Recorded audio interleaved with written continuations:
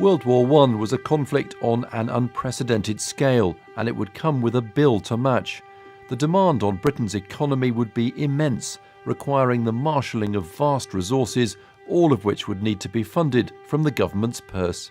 At the turn of the 20th century, Britain's empire made it an economic superpower, with access to vast international wealth, and the Bank of England, here in the City of London, stood at the heart of that economy.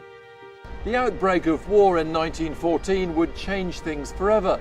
The first signs that war would upset the comfortable economic stability came with the banking crisis of the summer of 1914, the like of which the city had never seen. Here in the vaults of the Bank of England, rarely seen archives demonstrate just how panic was beginning to set in. This extraordinary book shows how even the prospect of war was really beginning to destabilise the financial system. What it shows is how commercial banks would go to the Bank of England and exchange their bonds, IOUs, pieces of paper if you like, in exchange for cash. Now in a normal week, even in early July 1914, there wouldn't always be a lot of business. One day records nil transactions.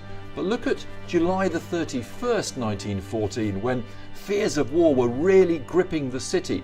The huge number of transactions as banks scrambled to get cash out of the Bank of England.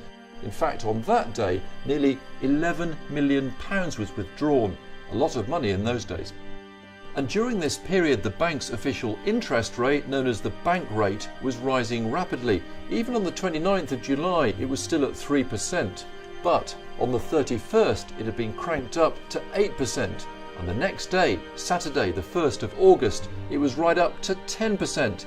At the end of that day, just illustrating how bad the crisis had become, there's a note: banks did not reopen until the 7th of August. Once war broke out, Britain was faced with the daunting prospect of mobilising an entire country for war. There were troops to recruit and feed, and armaments to manufacture and transport to the front line. War was certainly not going to be cheap. Government spending more than doubled in the first full year of the war, and then tripled again the following year. So how did Britain's economy survive? Just how close did World War I bring the country to financial ruin?